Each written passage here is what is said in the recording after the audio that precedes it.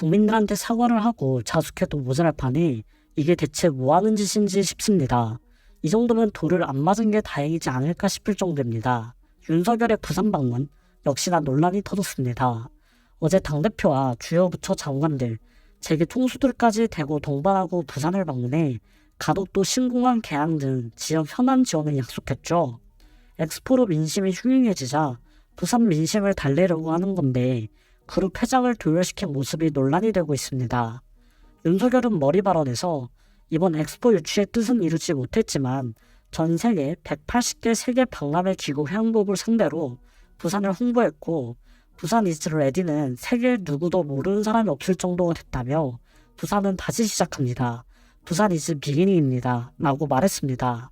마무리 발언에서는 인프라 구축은 부산만을 위한 것이 아니다.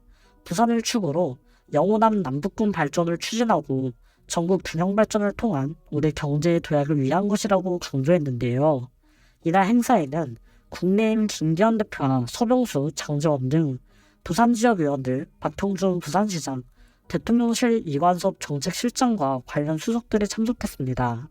정부에서는 기획재정부, 행정안전부, 산업통상자원부, 국토교통부, 해양수산부, 중소벤처기업부 장관이 동행했고 재계에서도 이재용 삼성전자 회장, 최재원 SK 수석 부회장, 구광호 LG그룹 회장 등이 동행했습니다. 역시나 이 행보가 어떤 의미가 있는 것인지 어떤 명분과 성과가 있는 것인지는 의문입니다. 모두 국민 세금으로 진행되는 행사들인데 윤석열이 왜 이런 행보를 보였는지는 알 수 없습니다. 윤석열과 이재용 회장 등은 행사 뒤 국제시장과 깡통시장을 잇따라 찾아 상인들을 함께 만났습니다. 윤석열은 이재용 회장 등에게 하나 잡수시라, 이따가 돼지국밥집을 예약해놨다고 하더라, 제일 맛집이라는 말이나 하기 바빴고 상인과 시민들에게는 6개월 동안 하는 엑스포 전시장 들어올 자리에 외국 투자 기업들을 더 많이 유치해서 부산을 더 발전시키고 청년들에게 더 좋은 기회를 만들겠다. 걱정하지 마십시오라고 외쳤습니다. 결국 이날 행보는 흔들리는 부산 민심이 불안해서 그런 것밖에는 안 되는 것이죠. 실제로 부울경 지역에서 윤석열의 국정 운영 긍정평가는 37%로 한 달 전 조사보다 3%포인트 하락했습니다. 이러니 비판이 이어지는 겁니다. 내년 총선을 앞두고 부산 달래기에 기업인들까지 대거 대동한 곳을 두고 비판이 나오는 건데요.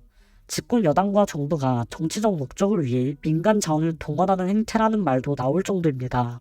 지금 이 정부는 언론 탄압에는 진심이면서 보여주기식으로만 이렇게 손바닥으로 하늘 가리기를 하고 있습니다. 원희룡인 정광훈 목사가 주도한 보수 기독교 집회에 참석해 불거진 논란에 대해 지상파 3사 중 KBS 뉴스 9만 이를 다루지 않았다는 지적이 KBS 내부에서 제기된 상황인데요. 원희룡 장관은 본인의 후임 장관이 지명된 4일 경주에서 열린 경북 대구 장로 총연합 지도자 대회에 참석한 것으로 확인됐죠. 원희룡 장관이 연단에서 오늘 장관 명단이 발표가 됐다. 국토부 첫 장관으로서 임기를 마치는 발표를 받고 여러분을 뵈러 온 게 처음 일정이라고 밝혔습니다. 장로연합이라는 이름을 내세운 집회 대부분이 정광훈 목사 발언으로 채워진 것으로도 알려졌습니다. 이어진 간증 발언에서 원희룡 장관은 공산주의와 이념에 의한 인간의 지배, 그리고 인간의 우상, 이걸 꿈꾸는 북한과 주변의 이런 기운을 우리가 믿음, 헌신, 희생으로 이겨내고 자유, 복용, 통일을 이룰 뿐 아니라 국민 통합을 이뤄내고 전 세계에서 가장 앞장서는 제사장 나라로서 빛을 발할 때가 왔다는 말도 있고요. 우리 대한민국의 앞길을 가로막고 있는 걸림돌을 붙잡고 제가 헌신하고 희생하겠다고 말했습니다. 이날 주요 지상파 방송사들은 저녁 시간대 메인 뉴스 프로그램에서 관련 뉴스를 앞 순서에 배치했습니다. 작은 일이 아니니 당연합니다. MBC 뉴스데스크는 세 번째 리포트에서 국민의힘은 지난 4월 전 목사의 당무 개입 논란으로 내용을 겪은 뒤 정광훈 세력과 사실상 결별을 선언했다. 원장관도 제주도지사였던 지난 3년 전 코로나19 당시 태극기 집회를 강행하는 전 목사를 강하게 비판한 적이 있다고 보도했습니다.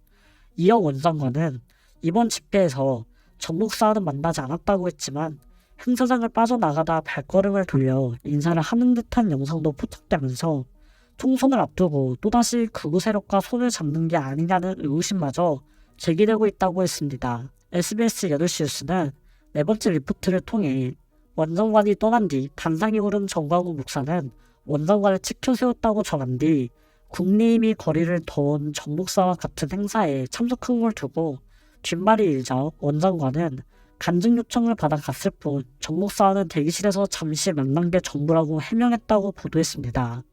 반면 KBS 뉴스9은 원장관이 이 같은 행보를 보도하지 않았습니다. 지상파 3사, 종합편성채널 4사 등 7개 주요 방송사 가운데 원장관의 보수 기독교 집회 참석을 전하지 않은 곳은 KBS를 비롯한 채널A, TV조선, MBN 등입니다. JTBC 뉴스룸의 경우 6번째 리포트에서 개각 발표로 총선 출마길이 열린 후 원장관이 가장 먼저 찾은 곳은 대구 경북의 기독교 행사였다며 행사는 사랑제일교회 정광훈 목사 측의 주도로 진행됐는데 정 목사는 원장관을 공개 칭찬했다고 보도했습니다. 이는 해당 사건 바로 다음 날인 오지 KBS 내부 편집회의에서 KBS 기자협회의 지적사항으로 제기됐을 정도입니다. 타 지상파, 나아가 JTBC는 원장관 행보에 대한 리포트를 제작해 메인 뉴스 프로그램에 전진 배치했는데 KBS는 리포트도 단신도 없었다는 것입니다. 이러니 땡이 뉴스라는 비판을 받는 것이죠. 원희룡 장관의 보수 기독교 집회 참석은 정치권에서도 주요 논쟁거리가 되고 있을 정도입니다. 총선을 앞둔 시점에 국내임이 거리두기에 나섰던 태극기 부대 등과 다시 손을 잡는 것 아니냐는 해석이 나오면서 관련 행보에 대한 여러 반응이 이어지고 있으니 그럴만도 합니다. 정청래 더불어민주당 최고위원은 6일 당 최고위원회의에서 대통령 처가 양평 고속도로 종점 논란의 한복판에 섰던 원희룡 장관은 개각 발표가 되었지만 현직 장관의 신분으로 정광훈 집회에 참석해 논란이라며 원희룡의 말로 원희룡을 때리는 것 같아 원희룡이 처연해 보인다고 발언하기도 했습니다. 이런 와중에 윤석열은 기획재정부와 중소벤처기업부 등 경제 관련 부처 장관 교체를 비롯한 증폭 개각을 단행했습니다. 경제 위기 상황에 걸맞지 않은 최악의 개각이라는 비판까지 나옵니다. 이번 인사는 민생 포기, 경제 포기 인사이자 후보자 개개인의 문제가 아니라 시점과 내용에 있어서 최악의 개각인데요. 경기 침체, 민생 위기를 놓고 경질해야 할 인사들을 도리어 내년 총선에 출마시키겠다고 자리를 깔아주는 건 도저히 납득이 안 됩니다. 예산안도 마무리 안 됐는데 관련 주무장관인 기재부 장관을 지금 개각하겠다고 해 도저히 이해할 수 없는 게 당연합니다. 내년 경제위기설까지 나오는 마당에 경제 관련 내각을 이렇게 바꾸는 것 매우 잘못된 건데 당사자만 이걸 모릅니다. 이 와중에 의미 없는 부산 방문에 심지어 또 오찬을 즐긴 것으로 알려지면서 파장이 큰 상황입니다. 대체 세금을 어떻게 생각하는 건가요? 이쯤 되면 그냥 용돈 수준으로 착각하고 있는 건 아닌가요? 김기현 등 국힘 지도부가 또 비공개 만찬을 윤석열과 즐기고 결국 이 오찬의 결과는 민생과 그 어떠한 연결도 없는 것으로 드러났죠. 말로는 민생 때문에 한 오찬이라고 합니다. 어려운 민생을 챙기도록 정책, 예산 등 모든 분야에서 당과 대통령실 간 원활한 소통 체계를 강화하자는 데 뜻을 모았다는 설명을 했지만 우리 국민들의 체감하는 것은 여전히 제로입니다. 국힘 지도부는 미묘한 시기에 오찬 사실을 공개한 것 자체가 여당 지도부에 대한 윤 대통령의 신뢰가 재확인됐다고 보면 되지 않겠느냐고 말하기도 했고요. 김기현은 윤 대통령과 만나면 3-4시간씩 이야기하고 하루에 3-4번 통화하면서 허심탄회하게 이야기한다면서 윤석열과의 친분을 과시했습니다. 한심하게 짝이 없는 인간들입니다. 이럴 거면 따로 마을을 만들어서 소꿉장난이나 하지 뭐하러 정치를 하나 모르겠습니다. 정치가 장난입니까?